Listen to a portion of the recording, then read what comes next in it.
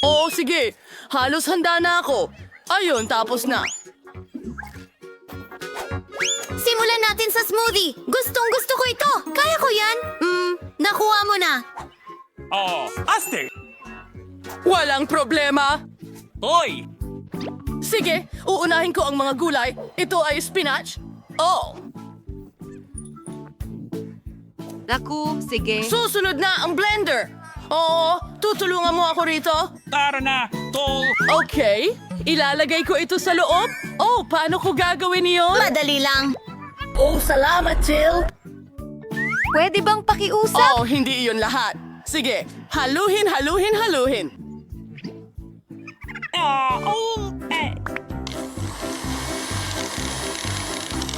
Tapos na. Oh, ayan. Tapos na ang unang bahagi. Siyempre, hindi pa ito lahat. Kailangan pa natin ng iba pang sangkap para maging masarap ang smoothie na ito. Ayos! Gaya ng, yogurt. Halimbawa, candy. Jill, para sa'yo Balik yan. mo! Oh, paano mo ito bubuksan? Ay, hindi. Nagkalat ito sa lahat ng Oh, dako. ang pabaya. Well, ilalagay ko ang yogurt sa baso. Susunod ay pakwan. Gustong gusto ito ng lahat. Kailangan ko lang ng isang hiwa. Jill, ito ay para sa'yo.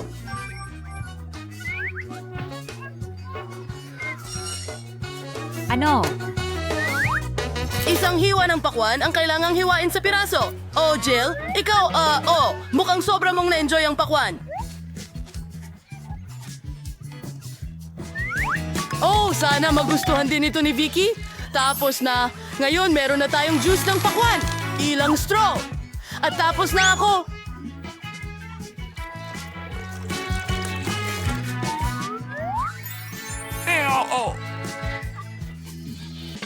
Kasi hindi ko kinakain ang lahat ng prutas na Tara, yun. Jess. Nako, pare. Oh, at pati na rin iyan. Oh, ako, pasensya na. Hindi ko intensyon na natamaan ka. Gusto ko lang tanggalin yon. Oo, gagamit tayo ng ilang soda. Gustong gusto talaga ng lahat ang mga ito. Oh, Ang mga soft drinks na ito ay kailangang ibuhos sa isang espesyal na tasa o sa iba't ibang mga tasa ayon sa kulay. At pagkatapos ay gagawin natin itong Slurpees at iba't ibang mga layer nito. Kaunting dekorasyon, isang payong at isang straw. Kahanga-hanga!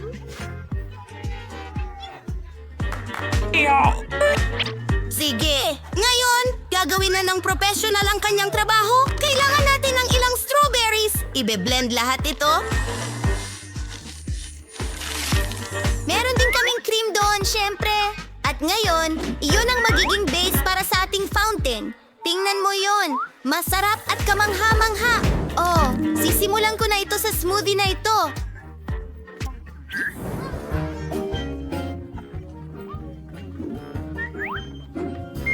aste!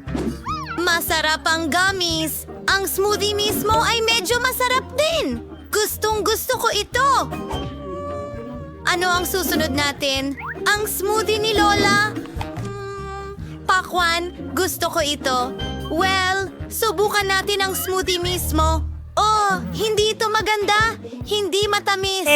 Wow! Ano iyon? Mukhang kamangha-mangha. Talagang ito ang panalo. Oo. Ako ay isang profesional. Para sa ikalawang round, gusto ko ng mga waffle. Gutom ako para sa merienda. Lola, huwag kang magpabaling.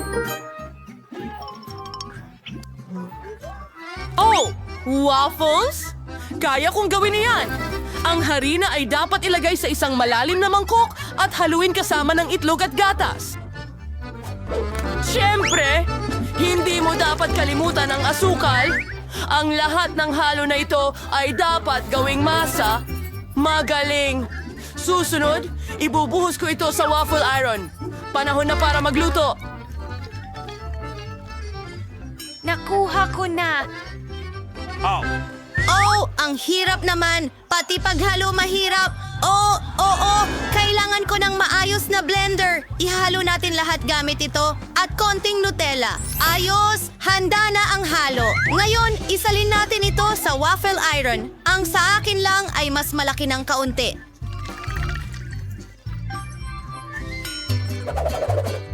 Hoy! Ha? Ano? Oh, sino ba ang nagmamalasakit sa laki ng waffle? Ang lasa ang mahalaga? Halos handa na ang aking mga waffle. Kailangan lang ng kaunting maple syrup sa itaas. Kahanga-hanga. Chef? Tama ka! Gagawa ako ng medyo mas komplikado. Kailangan ko ng kinchay, itlog, at ilagay lahat sa blender. Sunod, kakailanganin ko ng harina. Mahalaga na hindi ito labis. Huwag masyado. At haluin natin ang lahat. At ngayon lang ako makakapagsimula sa paggawa ng aking mga waffle. Ibuhos ang buong halo sa loob at hintayin natin. Oo, hindi magtatagal. Tada! Handa na lahat. Maglagay tayo ng masarap na mga strawberry sa ibabaw. Kamangha-mangha. Isang tunay na likhang sining. Yay! Oo! Sa tingin ko, handa na rin ang mga waffle ko.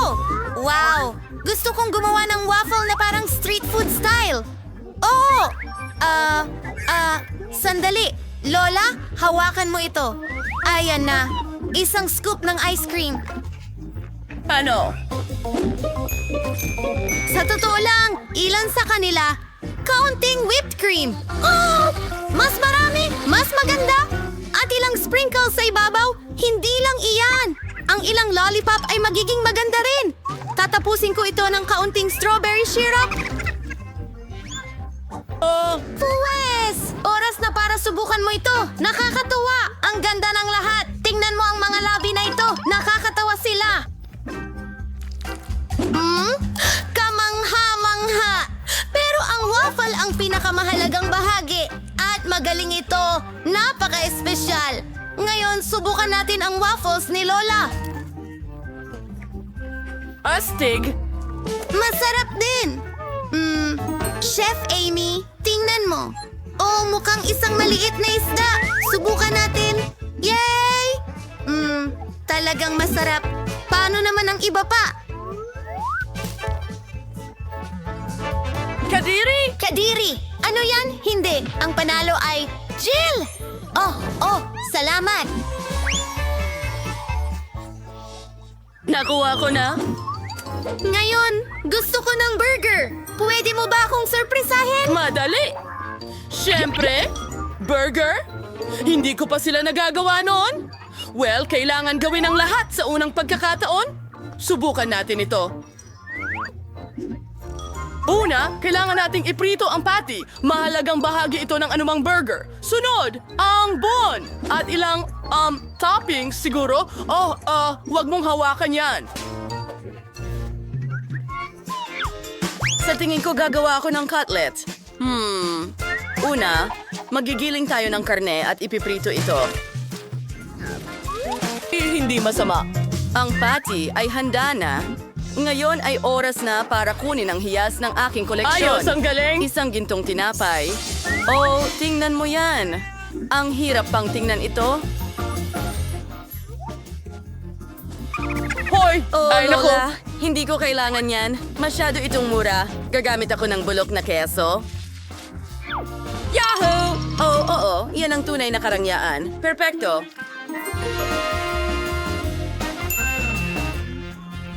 Sige. Ngayon ako naman, kailangan kong magsimula sa pagbuhos ng kaunting mantika. Sandali mas marami, mas maganda. Oh, sobrang dami mong mantika. Tatalsik yan. Walang problema. Isang dilaw na jumpsuit sa halip ng gas mask at ligtas na ako. Oo, ang galing niyan.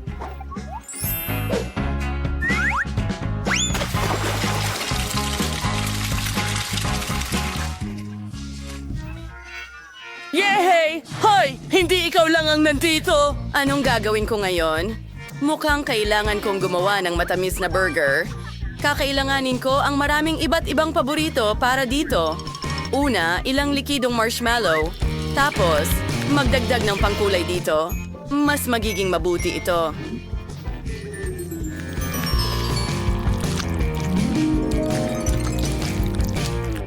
Isasawsaw ko ang tinapay sa halong ito at ilang mga candy. Mas marami, mas maganda. Vicky, handa ka na bang pumili?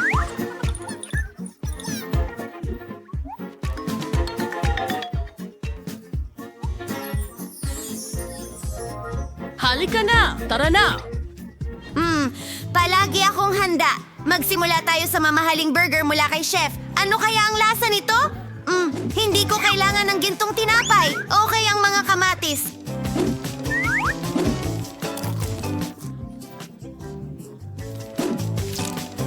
Maganda? Teka! Bakit ang baho ng amoy ng burger? Ano?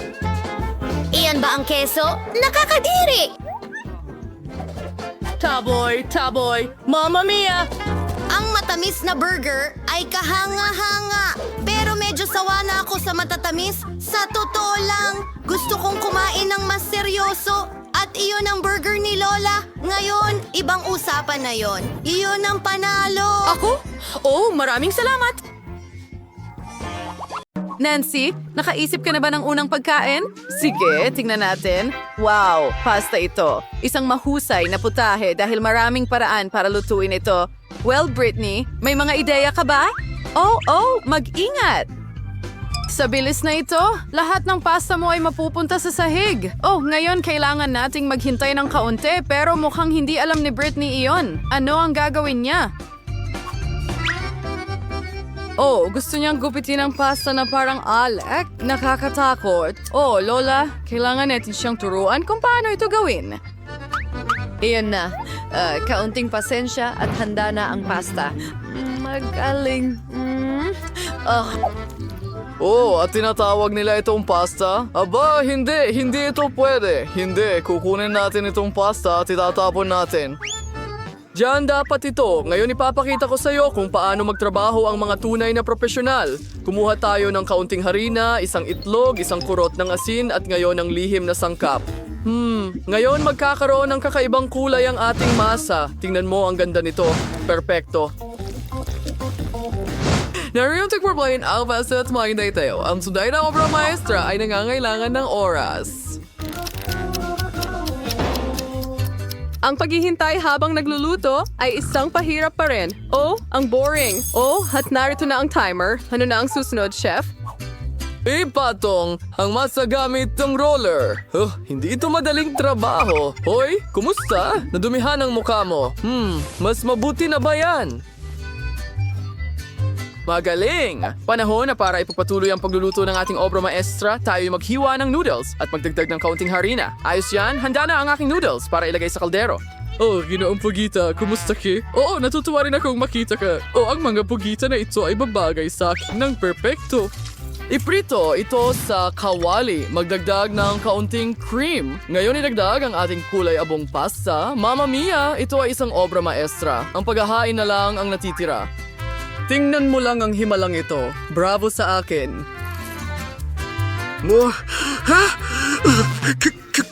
Ketchup? Nakakatakot! Oo, gaano kaiba ang ating mga kalahok sa isa't isa? Brittany, ano ang ginagawa mo? Mukhang tumigas ang kanyang pasta, pero may ideya siya. Ang instant noodles ay laging mabilis at medyo masarap, pero mas masarap kaya ang mga noodles na ito kaysa sa pasta ni Lola at Chef. Malalaman natin ngayon, Nancy? Oras na para tikman ang mga putahe. Wow. Mukhang kakaiba ang pasta na ito. Subukan natin ngayon. Sandali, mga pugita ba ito? Interesante. Nakakatakot! Nakakadiri talaga. Sige, mas mukhang masarap itong pasta. Ngayon, subukan natin kung ano ang lasa nito. Paborito kong ketchup. Ang sarap talaga. Pero may isa pang kandidato. Ito ang paborito kong maanghang na noodles. Subukan natin ito ngayon. Yay! Wow! Anong lasa? May tubig ba ang sinuman? Talagang maanghang ito. Ayos lang ako. Astig naman. Ito ang panalo. Wow, Brittany! Congratulations sa iyong pagkapanalo. Minsan hindi mo kailangang gumawa ng marami para manalo. Kaya ano ang meron tayo dito? Chichirya? Siyempre, sino ba ang hindi gusto ng chichirya? Ngayon, malalaman natin kung sino sa ating mga kalahok ang nagluto ng pinakamasarap na delicacy. Brittany, ano ang ginagawa mo? Ngayon ipapakita sa iyo ni Lola ang lahat. Madaling balatan ang patatas gamit ang espesyal na kutsilyo. Ngayon hinihiwa natin ang patatas ng ganito, binubuksan ang ating kalat. Hindi tayo nagtitipid sa mantika para maayos na maluto ang ating chips. Kita mo, Brittany? Walang komplikado. Sige, subukan natin ito ngayon. Oo, ulan ba ng balat ng patatas yan? Brittany, mag-ingat kay. Mukhang hindi pa nabalatan ng patatas na ito. La. Mas madali pa ito kaysa sa inaakala ko. Super. Oo, isa akong tunay na pro. Ngayon, ganito. Sabi ni Lola na hindi mo kailangang magtipid sa mantika. Naalala ko. Oops, hindi yan. Mukhang medyo naguluhan ka, Brittany. Tingnan mo ang maayos na chips na ginawa ni Lola at ano ang ginagawa ng chef? Wow, bakit mo kailangan ng pita? Hindi mo pa nakikita ang ganitong mga chips kahit saan pa. Ito ang aking eksklusibong resipe. Ayan na, piniprito natin ng mabuti hanggang maging malutong. At syempre, ang cherry sa cake ay ang aking signature sauce. Ang tunay na chef ay hindi natatakot magtrabaho gamit ang apoy. Tingnan mo ang konsistensya nito, magaling. Pero syempre, hindi lahat. Ang huling hakbang ay hiwain ang mga hiwa ng dayap sa hangin. Handa na, kain na. Oh, ano itong amoy? Brittany, ang mga chips mo ay hindi. Sunog lahat ng chips ni Brittany. Ano ang gagawin niya ngayon? Pero dapat may paraan. Pulbos na keso. Baka matakpan ito ang lasa ng sunog na chips kasabay ng pagtatakip sa itim na kulay. Anong napakagandang ideya, Brittany? Handa na rin ang chips ni Lola. Kaya, oras na ba para tikman? Wow! Ang daming chichirya! Parang pista ito. Simulan natin sa mga ito. Mukhang nakakatawa at... Ano itong lasa? Nakakadiri! Sige, subukan natin ito. Ang sarap ng pagkalutong. Wow, ang kakaiba ng mga chips na ito. Gaano karaming keso ang nandito? Hindi masama. Pero mas maganda pa rin ang mga chips na ito. Oh, ito ang panalo. Wow, si Lola ay nanalo ng isang karapat-dapat na tagumpay. Ano kaya ang naghihintay sa atin sa round na ito? Tingnan natin. Wow, ito ay isang cake. Ang cake ay napakasarap pero hindi ito madaling lutuin. Sana handa ang ating mga bida para sa hamon na ito. Wow, ang daming sangkap. Halos hindi makontrol ni Brittany ang sarili niya. Manood at matuto. Apo, una, kunin natin ang cream. Ilalagay natin ito sa cake ng ganito. Ngayon, ikakalat natin ito gamit ang spatula para pantay ang cream sa buong cake. Gagawin natin ito sa iba pang mga cake. Itatambak natin sila sa ibabaw ng isa't isa at huwag kalimutan ang mga gilid. Kukuha tayo ng hulmahan sa anyo ng puso. Siyempre, ng ganito. Ngayon, ang pinakakapanapanabik na bahagi ang pagdekorasyon ng ating cake sa tulong ng Saan ito napunta? Oh, sige. Heto na. Alam ko, paborito mo ito. Tsokolate. Nasaan na tayo? Oo, nagde-decoration tayo ng ating cake. Dekorasyon na nito ng tsokolate sa gilid at sa ibabaw ng matamis na dragis. Mas maraming kulay. Mas maganda. Ayun, tapos na ang cake. Hurra! Ang ganda ng cake na ginawa ni Lola. At ano ang ginagawa ng ating chef? Ang pagiging pastry chef ay isang espesyal na kasanayan at ang aking mga cake ay mga likhang sining. Ngayon, ipapakita ko sa iyo kung anong uri ng cake ang inihahanda sa aking restaurant. Tinatawag ko itong Summer Rainbow. Ayan na. Oh, nakalimutan ko. Kailangan ko ito. Sige, ang huling haplos, pagdekorasyon ng kahangahangang cake. Brittany, alam ko. Ito ang pinakamaganda na nakita mo. Sakto lang. Ang maganda kong cake. Wow, kahit si Lola ay natutuwa sa ganitong kagandahan. Magaling na trabaho, chef. Kumusta ang cake mo, Brittany? Kalma lang. Ano ang ginawa ng kawawang cake sa'yo? Si Brittany, gaya ng dati, ay hindi nagkukulang sa katumpakan. Ang mahalaga ay sinusubukan niya. Tama ba?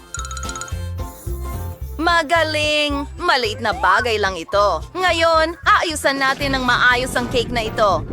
Ikalat natin ng maayos ang topping na ito. Ganito, naging maganda ang kulay ng glaze. Punuin natin ito dito. Ayan.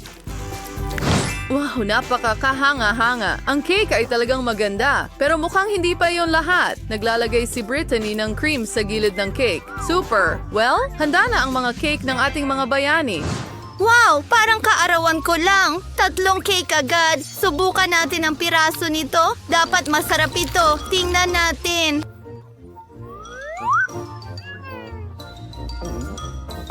Hindi ka panipaniwala. Well, kailangan nating subukan ng iba pa. Gusto ko ang kulay nito. Subukan natin. Tingnan natin. Hindi masama. At sa wakas, ang huling kalahok, ang daming kulay. Wow! Ito ang paborito kong mga drudgy.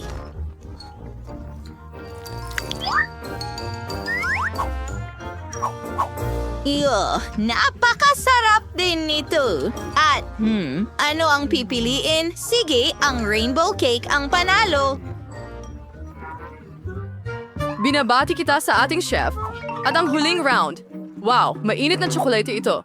Gusto mo ba ng mainit na tsokolate? Ano ang paborito mong inumin? Isulat ang iyong mga pagpipilian sa mga komento at marahil sa susunod na video, ihahanda ng ating mga bayani ang eksaktong paborito mong inumin. Oh, kakaros ng chocolate shell sa pulbos ng kakao. Marachoris ng chocolate bar door. Magaling. Ngayon, haluin sa chinawabit siyang mainit na chocolate. At syempre, kailangan mong inumin ito mula sa pinakamagandang tasa. Ayan na. Oh, ang tamis naman. Pero parang masyadong madali ito para sa chef. Ngayon makikita mo kung paano inihahanda ang pinakamasarap na mainit na tsokolate. Magdagdag ng 1 kutsara ng cream. Ngayon, ilang marshmallow at kaunting kanela. Anong ganda. At ano ang ginagawa ni Brittany? Mukhang may ideya siya kung paano palamutyan ang kanyang mainit na tsokolate. Whipped cream? Hindi masama.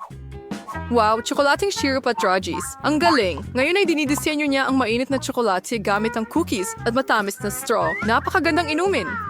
Magaling, Brittany. Mukhang lahat ng ating mga bayani ay nakapagluto na ng kanilang inihandang mainit na tsokolate. Wow, may gustong sumubok nito muna. Ang yaman ng lasa. Super! Ngayon ito. Oh, anong tasa, Lola? Ang cute nito. Sulit subukan. Oo, hindi masyadong maganda. At ang huling kalahok natin, mukhang astig. Subukan natin. Medyo okay lang. Oh, sa tingin ko alam ko na kung sino ang nanalo. Ang inuming ito. Brittany, congratulations sa iyong pagkapanalo. Lahat ng ating mga kalahok ay magagaling. Nagustuhan mo ba ang